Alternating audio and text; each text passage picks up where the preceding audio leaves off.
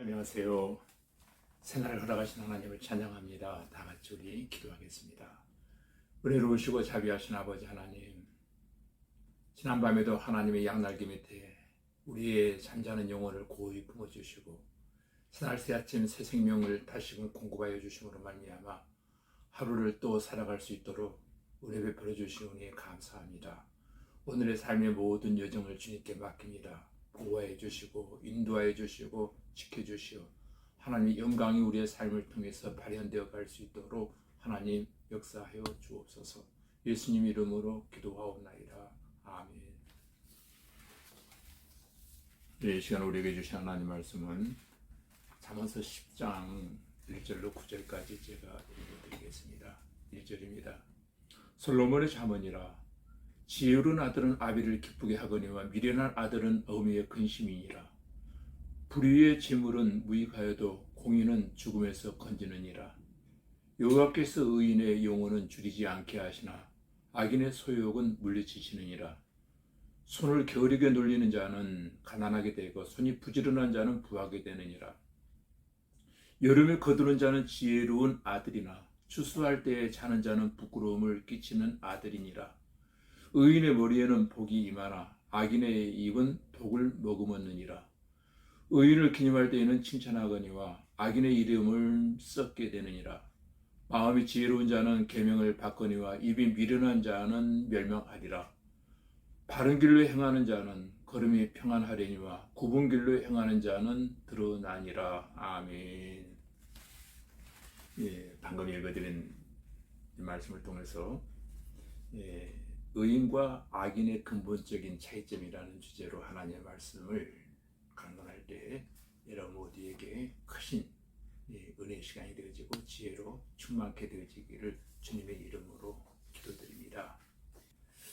본장은 지혜를 인격화하여 그 중요성을 강조하고 있는 앞부분과는 달리 대칭적인 구조에 의거하여 악인과 의인의 삶을 비교하고 있습니다. 본문 2절부터 6절까지에서는 재물에 대한 교훈을 주고 있습니다. 2절 말씀해 보니까 불의의 재물은 무익하여도 공의는 죽음에서 건지느니라 라고 말씀하고 있습니다. 재물을 얻는 방법이 악인과 의인이 서로 다릅니다. 악인은 재물을 불의한 방법으로 얻고자 합니다. 소위 말하면 수단 방법을 가리지 아니하고 획득합니다. 이런 방법을 사용하는 사람들은 악인들입니다. 예로부터 개같이 벌어서 정승같이 살자라고 하는 속담이 있는데 이 속담은 조금 문제가 있어 보입니다. 물론 일에는 기천이 없다라고 하는 뜻으로 받아들이면 되겠지만 이 말 속에는 비윤리적이고 비도덕적인 의미가 포함되어 있습니다. 이렇게 얻은 재물은 불의한 재물인데 이런 재물은 아무 유익이 없다는 것입니다. 왜냐하면 다른 사람에게 고통을 주지 않고는 안 되는 방법이기 때문입니다. 불의한 방법으로 재물을 모으는 사람들을 보면 타인을 속이거나 이용하여 탈취하는 것이기 때문입니다. 이것은 하나님 앞에 악을 쌓아놓는 불행한 일이 되어지고 마는 것입니다. 다음으로 자신에게 고통을 주기 때문입니다. 그리고 재물을 불의한 일에 사용하는 자입니다. 재물을 불의한 방법으로 얻고자 하는 자들도 불의한 자이지만 재물을 잘못된 일에 사용하는 것도 불의한 자입니다. 사실 돈을 열심히 버는 이유는 잘 쓰기 위해서입니다. 그래서 벌기도 잘 벌어야 하지만 사용하는 것도 거룩한 일에, 의로운 일에, 뜻있는 일에 사용할 줄 알아야 할 것입니다. 그런데 6절에 보니까 의인의 머리에는 복이 임하나고 했습니다. 7절에도 의인을 기념할 때에는 칭찬하거니와 라고 했습니다. 8절에 마음이 지혜로운 자는 계명을 받거니와 라고 했습니다. 또 9절에서는 바른 길로 행하는 자는 걸음이 평안하려니와 라고 했습니다. 이것이 의인이 가는 길입니다.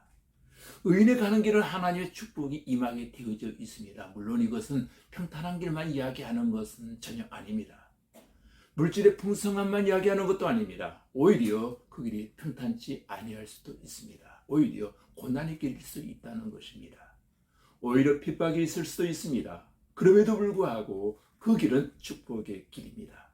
바울은 아시는 바와 같이 남다른 고난이 많은 사람이었습니다. 못 먹고 헐벗고 고통이 많았습니다. 어떻게 보면 모르는 사람들은 예수 믿다가 쫄딱 망한 사람처럼 보일 수도 있을 것입니다.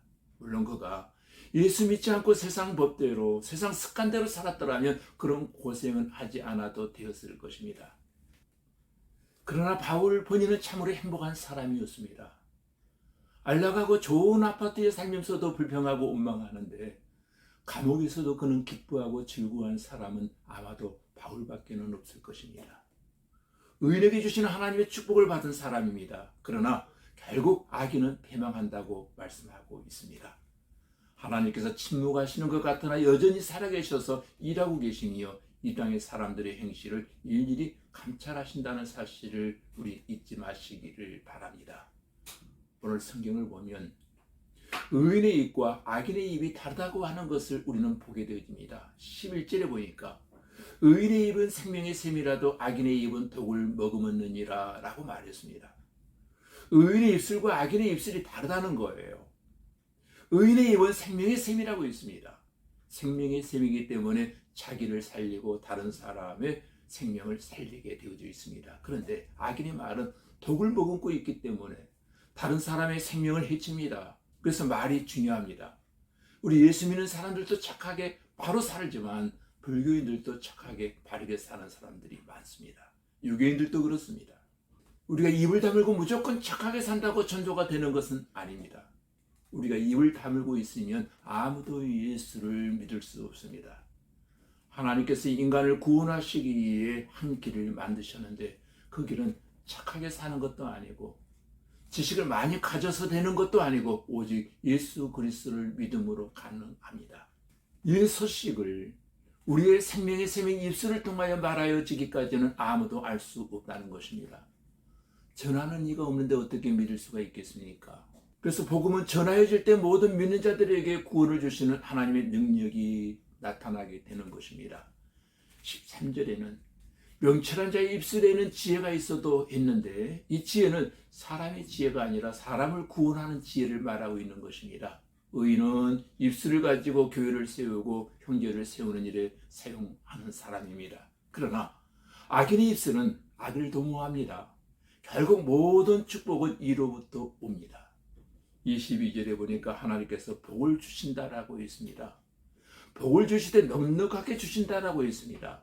또 27절에 보면 장수의 복을 주신다라고 기록하고 있습니다. 결론적으로 28절에 의인의 소망은 즐거움을 이루어도 악인의 소망은 끊어진다라고 있습니다. 그리고 의인을 보호해 주신다라고 있습니다.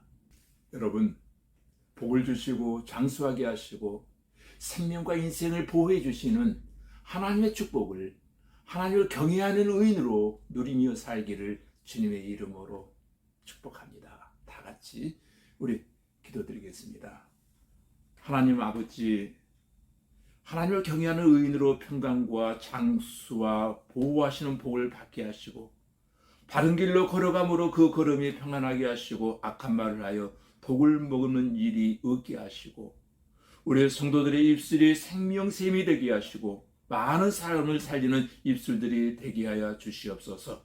빌고 오나옵기는 형제를 세우고 교회를 세우는 덕 있는 입술들로 하나님 축복하여 주시어서 이로부터 부어주시는 축복을 넉넉히 받아 누리며 살게 하여 주시옵소서. 예수님 이름으로 기도하옵나이다. 아멘.